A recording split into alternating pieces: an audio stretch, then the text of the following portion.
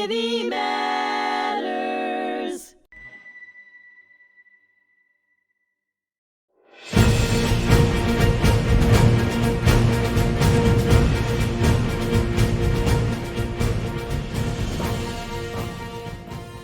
Hello, and thank you for joining me today. I'm your host, Richard Acritelli. This podcast is a production of the Holocaust Memorial and Tolerance Center of Nassau County. On today's episode of The Fog of War and Humanity here on hmTv, my special guest is Jen Chan, who will join me for a conversation about her research on Japanese atrocities during World War II. Let's get started. Here we go. Jen, where did you grow up as a young lady? Thank you for having me, Rich. Yes, so I was born in Hong Kong, but I grew up in San Francisco. And how we started our nonprofit really have to do with my childhood. When I was a kid, my grandma used to tell me about the Japanese invasion of Hong Kong and the occupation and how she had a really tough time um in her early adulthood. And whenever I watched anime, she was upset with me whenever I was watching anime when I was growing up and cartoon, and she was telling me, oh, that's Japanese brain rot, and that the Japanese are not great people and blah blah blah. And I just thought that she was being racist, and because I also never learned about the occupation of Hong Kong by the Japanese in my grade school. So I didn't know about that. And so I didn't know that. I thought she was just senile telling me these things. And it wasn't until she passed away when we found like a box of her belongings of photos and military yen that I realized that what she was saying has some merits to it. And she wasn't just being, blatantly racist, and she was just talking about her lived experience. And that kind of inspired me to read about the Rape of Nanking and also go into like archival research into World War II and what had happened in Asia during World War II. And that started our nonprofit today, 10 years ago. Now, you grew up in China. When did you come here to the United States? Yeah, I came to the United States when I was 10. So it's like that from elementary school to high school, I think maybe I learned about the Philippines being occupied by the United States in the 1800s, but I never really learned about World War II in Asia. Yeah, Spanish American War, right? Yes. 1898, and Mm-hmm. you were there for a while, and Yeah. in some ways, a little bit of a brutal occupation. It was Yeah, not. very brutal. And now you come to this country. What year did you come here? 2000, 2000. Now, did you go to California? Did you go to the West Coast? California. What were your first thoughts when you made it to America? My first thought was actually quite negative. I thought I had watched movies and I had thought that America was this grand thing. And then when we arrived from Hong Kong, I was actually a little bit disappointed because the buildings were shorter than I had imagined. The roads were a little bit tougher than I had imagined. The buses were in tougher situations than I had imagined. So it was not too glamorous. Wait, did you grow up here, Rich? Yeah, I'm actually first generation American. My mom came from Ireland. She was one of 15 brothers and sisters. So my father grew up not too far away from the studio here in Roslyn. So on one side, on my Italian side, the family's been here since like the 1880s, so we're relatively old. On my mother's side, my mom came over here in 1965, and they gave her 2 days notice. So they said, you Wow. better be in Dublin or somebody else will have your ticket. And then she came over here. She was like a maid, a nanny. She was more or less like an indentured servant. And then she went back to Ireland, and she just realized there was not much over there. And then she came back here. So I do understand immigration pretty strongly just from my own, my Yeah, I have recently read about actually I went to Ireland because after reading about the famine, and I had always thought that, the famine was uh a- agricultural thing, but then it turned out as a colonization thing, that the British had taken a lot of the potatoes, and so then I think Ireland has like the biggest diaspora community, no? Yeah, they wanted to bleed the Irish.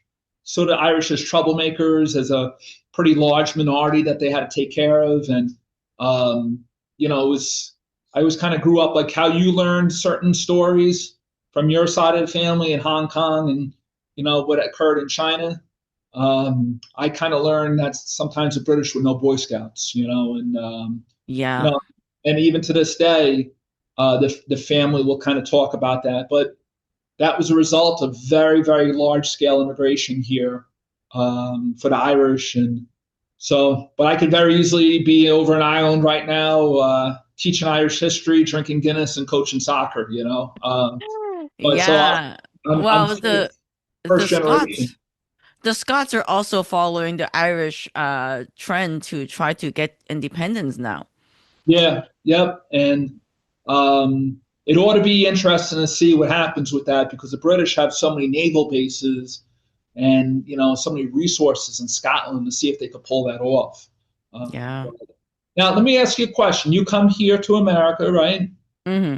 Get your education in college. Are you a history major? Is that where you No, kind of? my major was actually economics and statistics, so I was not too interested in history classes when I was growing up because I just always feel like, oh, why do we need to remember these names and whatnot? But then when I graduated and I read more into history, it's actually more into context of how places and things are. And it's not like what history classes were like in college and in high school. Did you have like a good sense of when you learned about these stories from your grandmother and your family members? Was that always in the back of your mind that you wanted to learn a little bit more Yes. about Uh, that?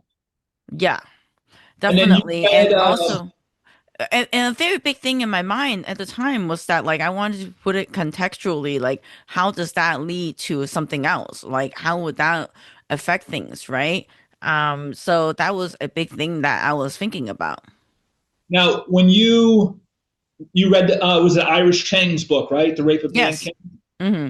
Did that open? It must have had to open your eyes because that's probably one of the more powerful books to Yes. come about in terms of Japanese atrocities, especially in China. You know, Yes, but in the book, she mentioned about 300,000 Chinese people were killed. But then if you think about it, that must have just been one episode because in the whole amount of people, even if you do the lower estimate, it's about 22 million people who were killed. And so, and then in that, and I was trying to contextualize this whole situation. And so if she's talking about 300,000 in the rape of Nanking, there must have been a lot more brutalities that have led to 22 million or the higher estimate of like 42 million, right? yeah, that So were then not that's recorded, right? That just yeah, was not recorded. right. And so then that's why and then I was trying to Google, I was trying to be like, okay, maybe there's a research center that I can go and work for and like kind of learn more about this. And I was trying to Google this situation and I couldn't really find anything at the time. And this is 10 years ago. And I had learned that like Dianne Feinstein was about to declassify Unit 731 paper, the documents. And so then I started looking into like, okay, why did the United States have all these documents? And then I learned about the whole surrendering. And yeah, and since I have found out that like a lot of the documents were kept by the United States at the National Archives, I started trying to fundraise and trying to scan them. And at the time, I realized that there was really no nonprofit that was doing this. Now, what did you go to Washington D.C. for the archives, or was there archival center out in California? There's an archival center in California, but really, everything was that I wanted was kept in the College Park in Maryland. Oh, So I go to, I was there in 1998. I wrote a huge paper on General George's patent, and I right across the street from College Park, University of Maryland. It's a mammoth yes, center. It's an unbelievable center to go to.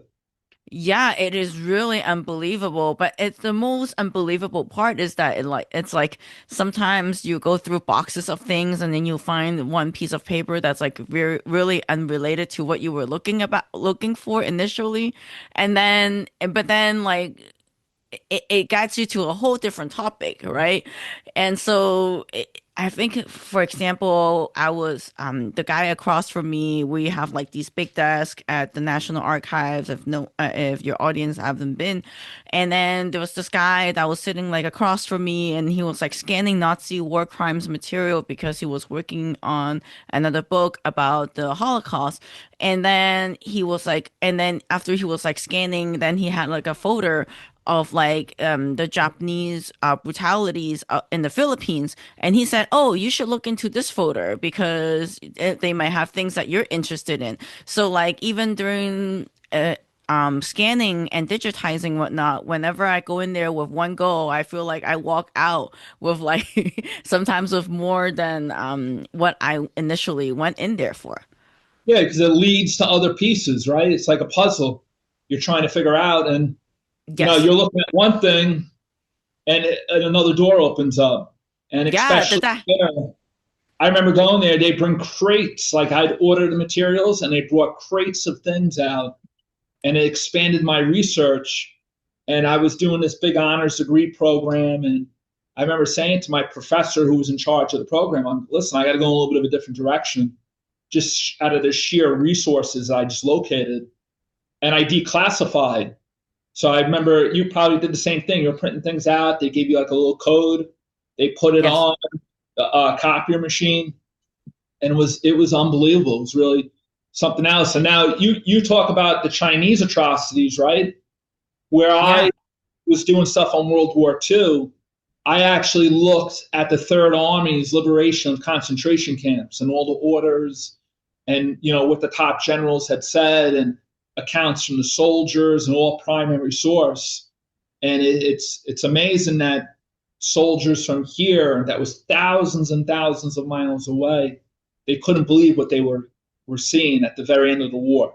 They wanted to survive the war and come home, and they just saw these experiences that stayed with them for the rest of their lives. And they had everything was documented. It was unbelievable. It was really quite a great site to visit. yes, it really is. And like it's just so many boxes. And recently I started and it's almost it's always like an adventure for me because I go in for one thing and then like I said, then I try to like and then they come with like a wealth of information, but then at the same time they also try to redact some things off of the boxes and whatnot. And so last time I was in there and I saw a folder that was still redacted, and so I filed for Freedom of Information Act little slip, and we'll see what. Oh my gosh, sorry about my dog. Give me 1 minute. No, that's all right. On the screen, there's something on the screen.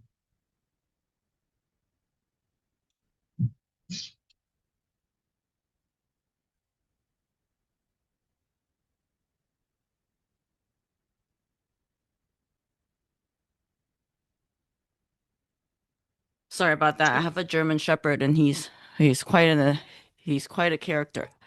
Okay, no problem. The Yeah. dogs, right? So now let's kind of get into some of your research and some of your findings, right? That you like to present Yes. to others.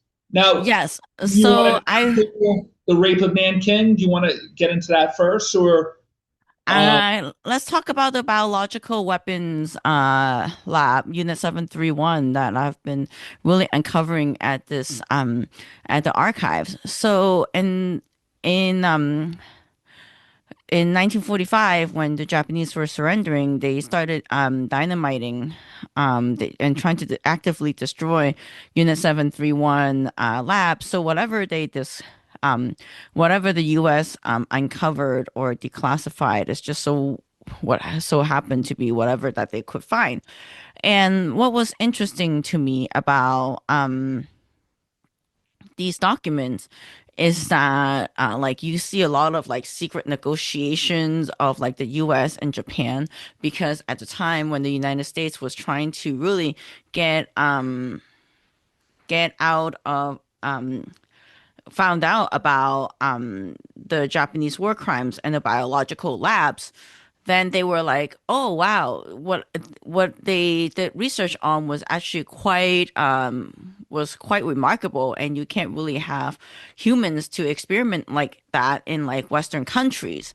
And so, um, Jen, uh, when did they start this program?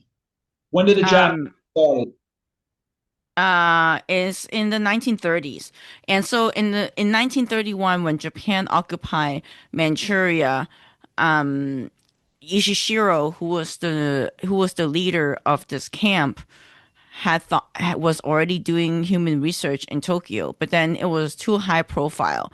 So he was scared to be found out by the other Japanese that what he has been doing. And so when Japan occupied Manchuria, he thought, wow, this is a perfect time for me to start another lab.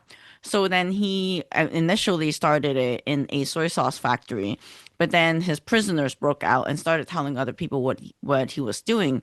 So then by the mid 1930s, he said, "Okay, why don't I take over a village?" And so he took over a village that is like 200 miles away from the nearest town, and then he put his brother as a prison guard, and then he started experimenting on humans. Did they build a whole infrastructure with tunnels and all kinds of Yes. resources to try to keep it, secured and Yes. guided? And he built a whole town. So you have scientist dormitory, you have Unit 731, which was the human experimentation. He also had an area, a structure area where he was testing biological bombs, like flea bombs and whatnot. And I thought it was very interesting because Fort Detrick, I don't know if you know of Fort Detrick, then they used some of his research, and that was like also part of like what I was scanning as well with like the flea bombs and also the anthrax technology and glanders. And Some very nasty stuff that could yes. be unleashed on people, right?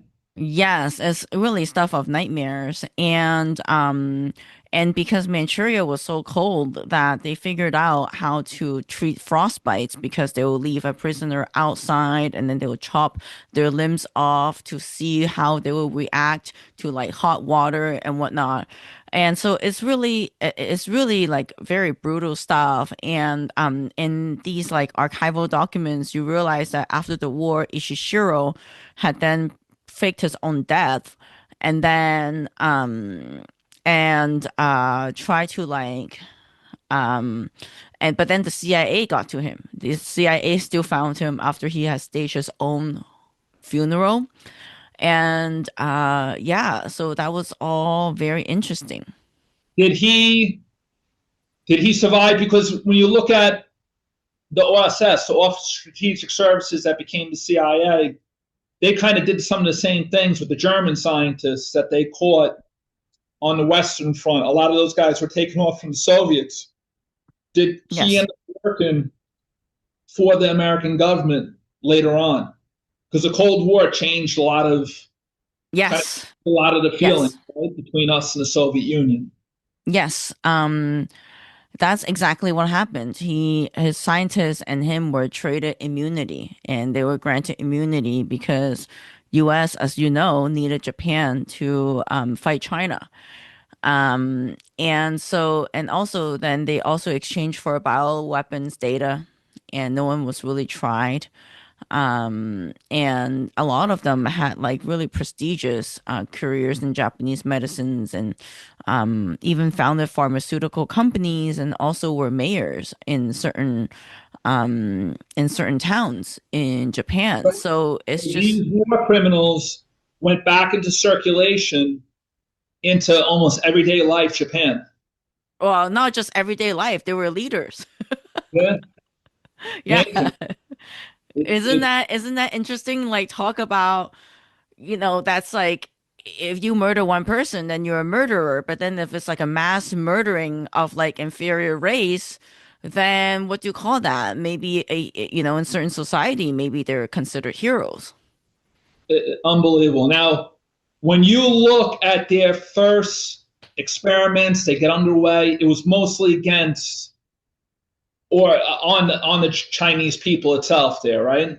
Chinese, Russians, and Koreans, Marutas. And it was very interesting because then I started looking and like, I don't know if you read of this book, if you heard of this book called The Death Factory by Sheldon Harris.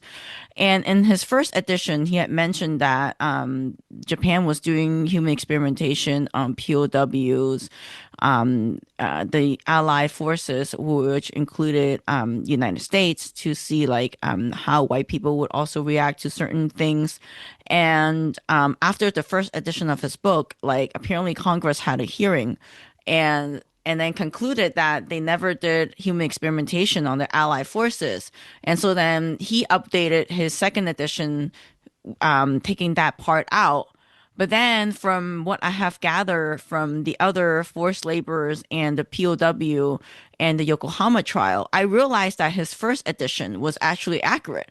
That they did, Unit 731 did do human experimentation on the Allied forces as well.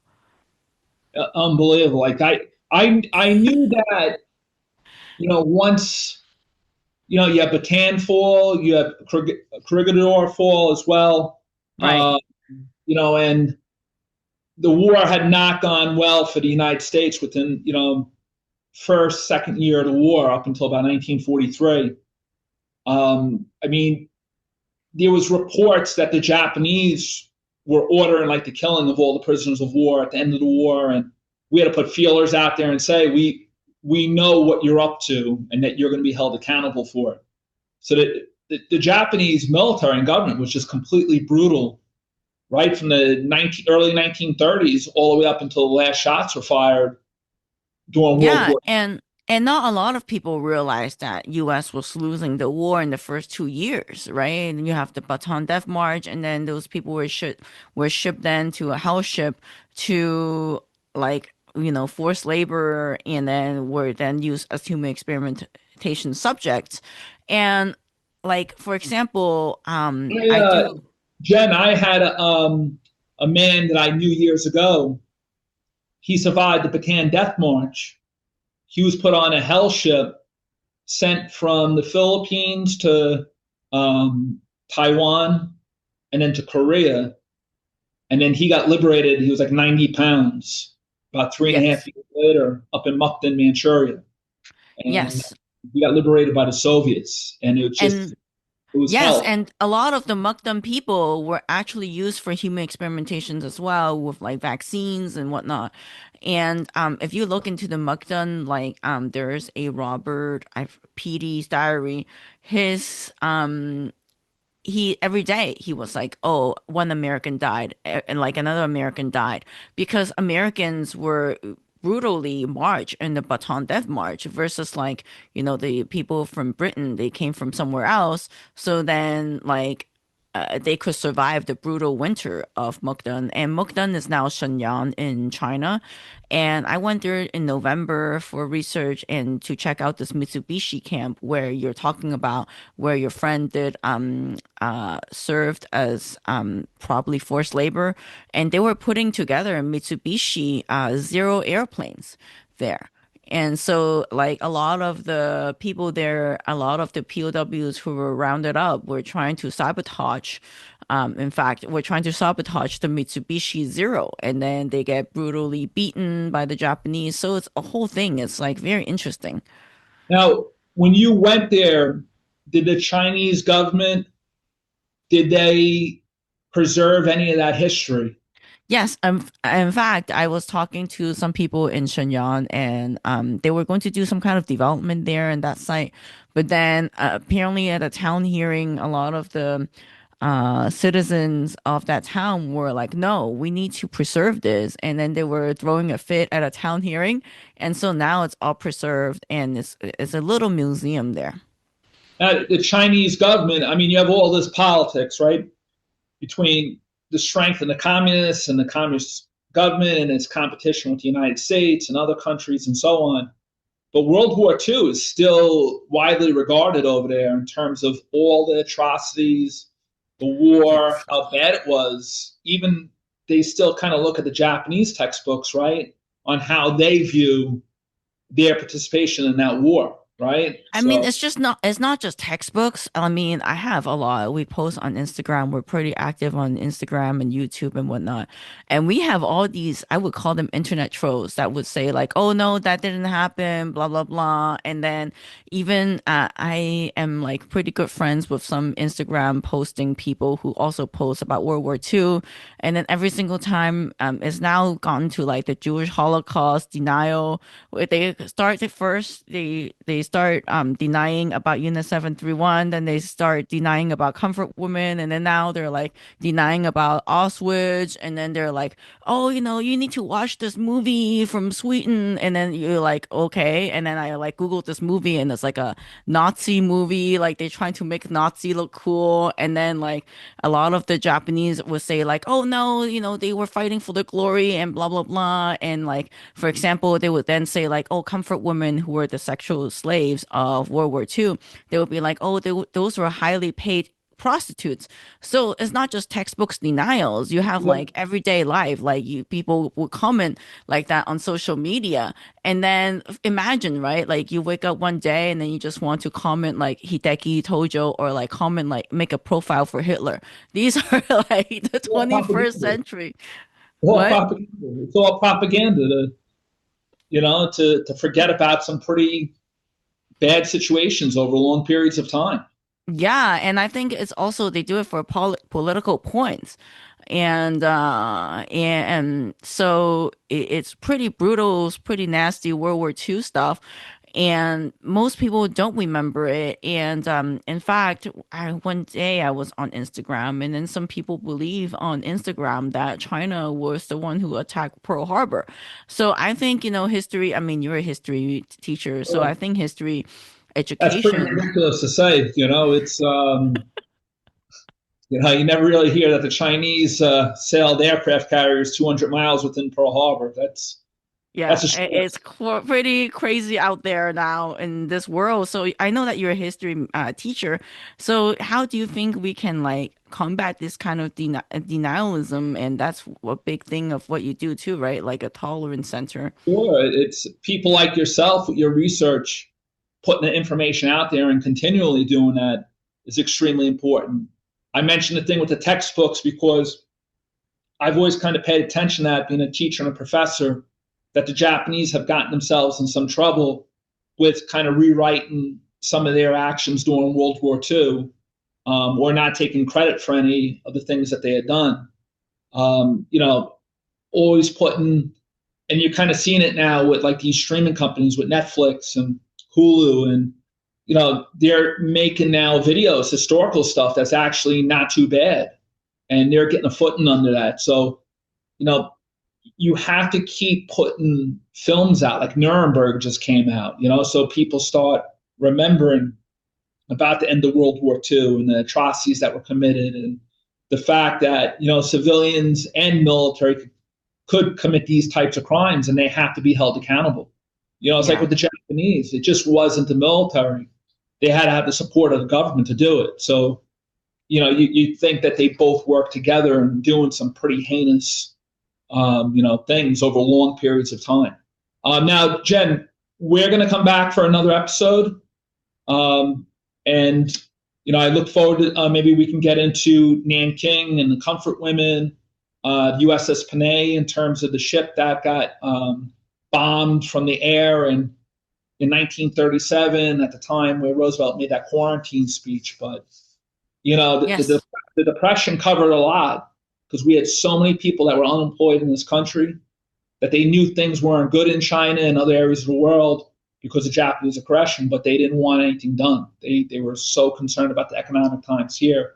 It served as a cover for the Japanese and for the Germans itself. So we're going to come back. We appreciate you here this morning. We know it's pretty early in California, and we're going to come back, okay, with Jen Chan, and we have an extremely interesting guest and a very important guest this morning.